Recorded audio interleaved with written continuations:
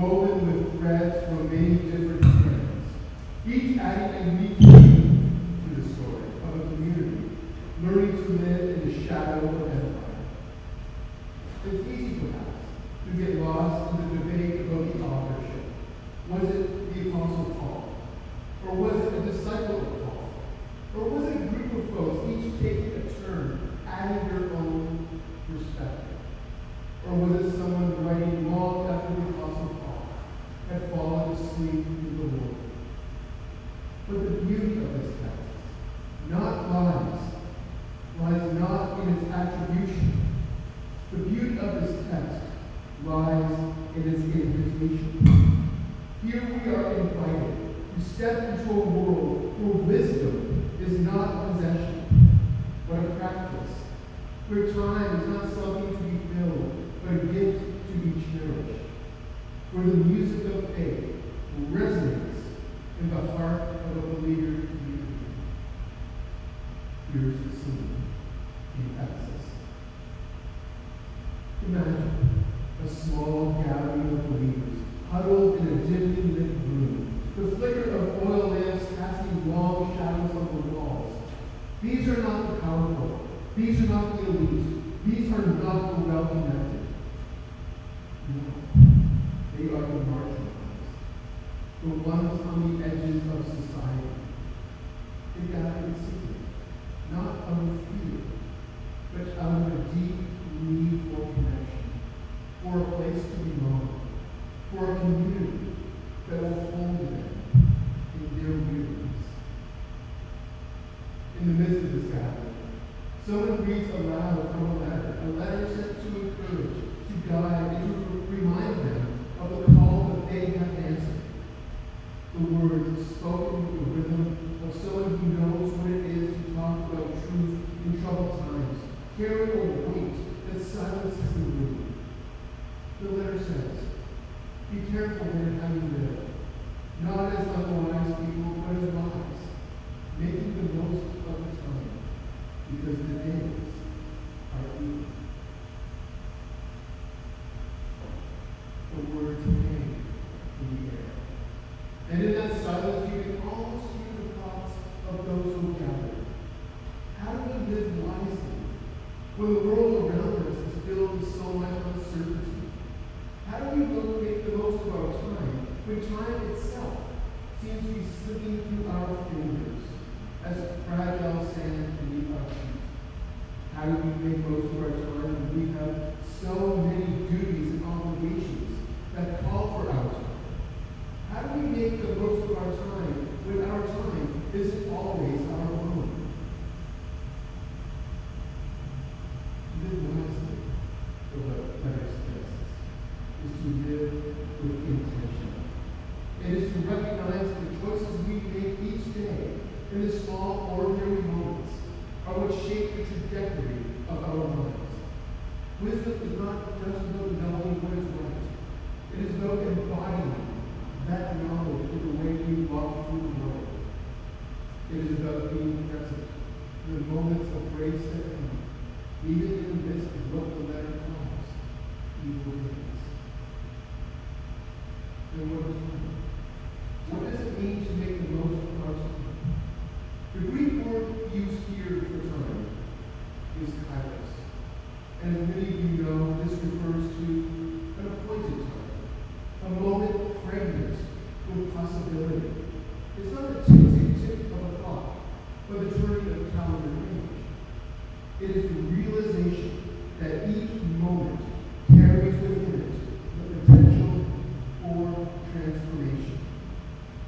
To make most of the time is to live in such a way that we do not let these moments pass us by unnoticed, but rather we seize them, we savor them, we allow them to shape us.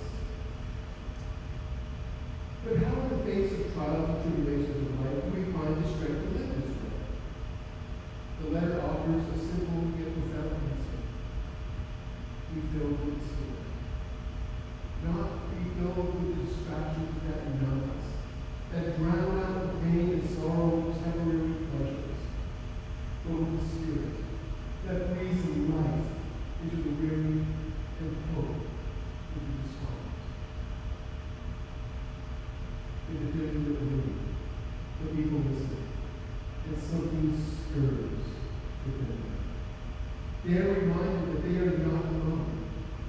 is a presence among them that transcends the walls that imprison them, the chains that bind them, and the forces that seek to silence them. And in that moment, they begin to sing. It starts soft, a simple voice offering the melody that has been sung by their ancestors for generations. And then another voice joins in. And until the room is filled with the sound of songs and hymns and spiritual songs, their voices go quiet in the grand scheme of the empire, rise like incense, filling the room with the fragrance of hope. And these songs are not just expressions of faith, they are acts of defiance, declarations that even in the midst of darkness, there is light. The melody becomes a thread that weaves them together, a bond that cannot be broken by external forces that seek to divide and conquer. In their singing, they find solidarity. In their singing, they find strength. In their singing, they find it is the Spirit at work among them. And then this. This is the heart of the letter's message. Give thanks. Not just for the good things, not just for the moments of abundance, but at all times and for everything. This is not a call to denial or to some superficial optimism that ignores the reality of suffering. No. This is a call to a deeper gratitude. One that recognizes the presence of God in all things, even in the trials and tribulations, even in the days that seem devoid of hope. To give thanks in this way is to resist the narrative that tells us that we are victims to our circumstances. It is to claim our agency, to assert that we have the power to choose how we will respond to the world around us. It is to affirm that we are not alone, that we are part of a larger story, a story that is still being written, a story that ultimately belongs to God, but it is a story written in us, it is a story written through us.